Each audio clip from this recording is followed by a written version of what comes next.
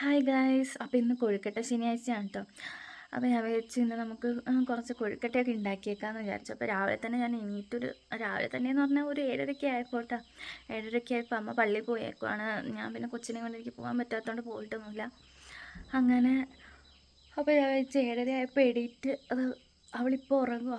അപ്പോൾ കൊഴുക്കട്ടയൊക്കെ ഉണ്ടാക്കിയാലോ എന്നൊക്കെ ആലോചിക്കുന്നുണ്ട്. എവിടം വരെ എത്തും എങ്ങനെയാണെന്ന് അറിയില്ല. ഞാനിതുവരെയായിട്ട് ഉണ്ടാക്കി നോക്കിയിട്ടുമില്ല. അപ്പോൾ ഞാൻ വെച്ചെന്നാൽ പിന്നെ ഇന്നെന്തായാലും ഒന്ന് ഉണ്ടാക്കി നോക്കാമെന്ന് ഇറങ്ങിയപ്പം. പക്ഷെ ഭയങ്കര തണുപ്പാണ്. ഉറക്കത്തിൽ നിന്ന് എണീറ്റേൻ്റെ ആട്ടോ ഈ സൗണ്ടൊക്കെ ഇങ്ങനെ അടഞ്ഞ് പറഞ്ഞിരിക്കണത്. അയ്യോ, അറിയില്ല, ഈ തണുപ്പത്ത് എനിക്ക് കയറി കിടന്ന് ഉറങ്ങാൻ തോന്നുന്നുണ്ട്. ഞങ്ങളുടെ ഈ ഭാഗത്തേക്ക് ഭയങ്കര തണുപ്പായിരിക്കും, എന്താണെന്നറിയില്ല. അപ്പം ഞാൻ കൊഴുക്കട്ട ഉണ്ടാക്കുന്ന അരിപ്പൊടിയും കൊണ്ടല്ല കേട്ടോ, ഞാൻ ഗോതമ്പ് പൊടിയും കൊണ്ടാണ് കേട്ടോ ഉണ്ടാക്കുന്നത്. കാരണം ഇവിടെ അരിപ്പൊടിയൊന്നും ഇല്ല. അപ്പം ഞാൻ ഇന്നലെ രാത്രി കിടന്നപ്പോഴും അരിപ്പൊടി മേടിച്ചിട്ടില്ലല്ലോ നോർത്ത. അപ്പോൾ ഞാൻ വെച്ചെന്നാൽ പിന്നെ ഗോതമ്പ് പൊടി വെച്ചിട്ട് ഉണ്ടാക്കാമെന്ന് കേട്ടോ.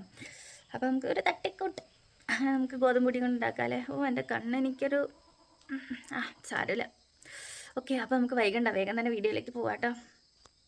ആദ്യം നമുക്ക് ബെല്ലം വേണം കേട്ടോ. പഞ്ചസാര എടുക്കുന്നവർക്ക് പഞ്ചസാര എടുക്കാം കേട്ടോ. ബെല്ലം എടുക്കുന്നവർക്ക് നന്നായിട്ട് ബെല്ലം ഇതേപോലെ ചെത്തിയെടുത്താൽ പെട്ടെന്ന് നമുക്ക് തിളച്ച് കുറുകി കിട്ടും കേട്ടോ. ഇല്ലെങ്കിൽ കട്ടിയിലും ഇടാം. ഞാൻ കുറച്ച് കഴിഞ്ഞപ്പോൾ കുറച്ച് കഷ്ണങ്ങളൊക്കെ ആക്കി ഇട്ടു കേട്ടോ. ഇതിനി നന്നായിട്ടൊന്ന് കുറുകി എടുക്കണേ. നമുക്ക് ആ സമയം കൊണ്ട് നമുക്ക് തേങ്ങയൊക്കെ ചിരകി വെക്കാം. ഞാനങ്ങനെ തേങ്ങയൊക്കെ ചിരകി വെച്ചു. പിന്നെ ഈ കുറുകിയ സാധനം നന്നായിട്ട് അരിച്ചെടുക്കണം. കാരണം അതിനകത്ത് കുറേ എന്തൊക്കെയോ സാധനങ്ങളും പൊടിയൊക്കെ ഉണ്ടാവും. അപ്പോൾ നമ്മൾ നന്നായിട്ട് അരിച്ചെടുക്കുക. എന്നിട്ട് പിന്നെ നന്നായിട്ടൊന്ന് തിളപ്പിച്ചെടുക്കണം കേട്ടോ. നന്നായിട്ട് കുറുക്കിയെടുക്കുക. പിന്നെ അരിച്ചെടുക്കുമ്പോൾ നിങ്ങൾ ചൂടാറിക്കഴിഞ്ഞിട്ട് അരിച്ചെടുക്കാൻ ശ്രമിക്കുക കേട്ടോ. പിന്നെ നമ്മൾ കുറച്ച് കുറുകി കഴിയാൻ നേരത്ത് നമുക്ക് തേങ്ങയും കൂടി ഇട്ടിട്ട് നന്നായിട്ട് ഇളക്കി കൊടുക്കണം. ചിലപ്പോൾ അടിയിലൊക്കെ പിടിക്കുക. അതുകൊണ്ട് നമ്മൾ കുറച്ചൊക്കെ ഇളക്കിക്കൊണ്ടേ ഇരിക്കണം കേട്ടോ. പിന്നെ ഇതൊന്ന് കുറുകി വരുന്ന സമയമൊക്കെ ആകുമ്പോഴത്തേക്കും നമുക്ക് അതിനകത്തേക്ക് ഏലക്ക പൊടിച്ചതും അതേപോലെ തന്നെ ജീരകവും ഇടാം കേട്ടോ. എൻ്റെ കയ്യിൽ ജീരകമൊന്നും ഞാനിവിടെ തപ്പിയിട്ട് എവിടെയും കണ്ടില്ല. അതുകൊണ്ട് തന്നെ ഞാൻ ഏലക്ക മാത്രമേ ഇട്ടുള്ളൂ. ഏലക്ക ഇട്ട് നന്നായിട്ട്, ഏലക്ക ഞാൻ പൊടിച്ചിട്ടാണ് ഇട്ടത്. അല്ലാണ്ട് ഇടുന്നവരും ഉണ്ട്. ഞാൻ പൊടിച്ചിട്ടാട്ടോ ഇട്ടത്. നന്നായിട്ട് പൊടിച്ച് നമ്മൾ ഇടുക. എന്നിട്ട് നന്നായിട്ട് മിക്സ് ചെയ്ത് അത് നല്ല രീതിയിൽ കുറുകണം കേട്ടോ. പഞ്ചസാര എടുക്കുന്നെങ്കിൽ ഈ സ്റ്റേജൊക്കെ നമുക്ക് ആവശ്യമേ ഇല്ല കേട്ടോ. നമുക്ക് ഡയറക്റ്റായിട്ട് പഞ്ചസാരയും തേങ്ങയും കൂടെ കുഴച്ച് ഉണ്ടയാക്കിയാൽ മതി കേട്ടോ. പിന്നെ ഞാനത് ചൂടാറാൻ വെച്ച്, ചൂടാറുന്ന സമയം കൊണ്ട് ഞാൻ ഗോതമ്പ് പൊടി എടുത്തു കേട്ടോ. ഗോതമ്പ് പൊടിയൊക്കെ നമ്മുടെ ആവശ്യത്തിന് എടുത്താൽ മതി. അത് കൂടുതലും കുറവൊക്കെ നമ്മുടെ ഇഷ്ടം. പിന്നെ ആവശ്യത്തിന് നമ്മൾ ഉപ്പ് ചേർത്ത് നന്നായിട്ട് മിക്സ് ചെയ്യണം കേട്ടോ. നന്നായിട്ട് മിക്സ് ചെയ്ത് കഴിഞ്ഞിട്ട് നമുക്ക് അതിനകത്തേക്ക് വേണമെങ്കിൽ എണ്ണ ചേർക്കാം. ഇല്ലെങ്കിൽ നെയ്യ് ഉണ്ടല്ലോ, നെയ്യ് ചേർക്കാം കേട്ടോ. ഞാനിപ്പോൾ ഇവിടെ നെയ്യ് ഉള്ളതുകൊണ്ട് നെയ്യാട്ടോ ചേർത്തത്. നെയ്യ് ചേർക്കാൻ നേരത്ത് നമുക്ക് നന്നായിട്ടൊന്ന് കുഴയ്ക്കുമ്പോൾ ഒക്കെ ഒരു സ്മൂത്തായിട്ട് കിട്ടും. ഒരുപാട് കട്ടിയിലായിരിക്കില്ല, നല്ല സോഫ്റ്റായിട്ട് കിട്ടും കേട്ടോ. പിന്നെ പാകത്തിന് വെള്ളം ഒഴിച്ച് കൊടുക്കാവേ. ഞാൻ ചൂടുവെള്ളമല്ല, പച്ചവെള്ളം കേട്ടോ. തനി പച്ചവെള്ളമാണ് എടുത്തു കൊടുത്തത്.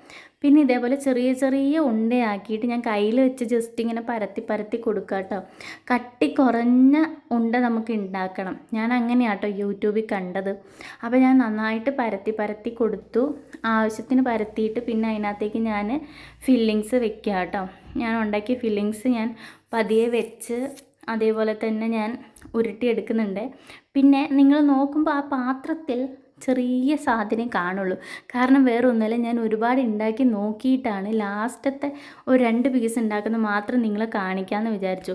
കറക്റ്റ് ആ 2 പീസ് മാത്രം നന്നായിട്ട് കിട്ടി കേട്ടോ. അതാണ്. പിന്നെ ഞാനിതെല്ലാം ഉരുട്ടി വെച്ച് സെറ്റാക്കി കേട്ടോ.